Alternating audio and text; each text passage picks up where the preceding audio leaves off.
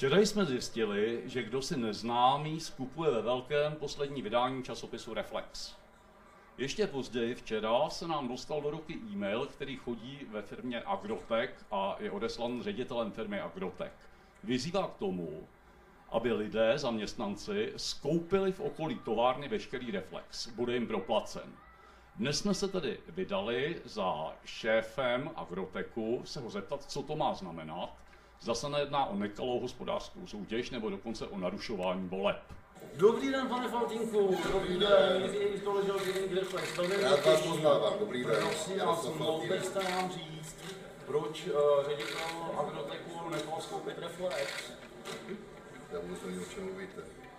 Tak se podívejte na ten Reflex, máte tam mail od ředitele vaší firmy, který rozeslal zaměstnanců. Já se omlouvám, ale já nečtu Reflex. No tak se zeptejte v Agrotechu, tam mě to potvrdili telefonicky, že nechali vykoupit Reflex. Já vůbec nevím, o čem mluvíte. Jako. Takže vy nevíte o tom, co dělá vaše firma? Ne, vůbec, to vůbec nevím, naše firma. Ano, Agrotech. Agrotech. Vy nejste jednatel. Ne, já jsem předsedou, počkejte, pardon, prosím vás. Já jsem předsedou představenstva společnosti Agrotech. No a tenhle jste. A co rozeslal pan ředitel? Tenhle jste. To vidím poprvé v životě. Co to je za nesmysl? To je hrubý narušení voleb. A vy jste mluvil s panem ředitelem? Mluvil jsem s paní ředitelkou. Tam není žádná ředitelka. Obchodní už. Ne, tam není žádná obchodní ředitelka. To máte poplatné. Račte si to poslechnout. To vůbec nevím, o čem mluvíte.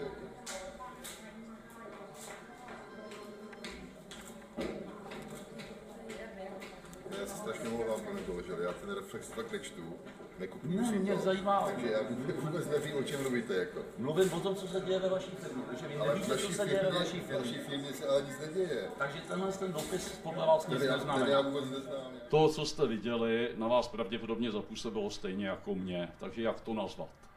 Trapáci trapný.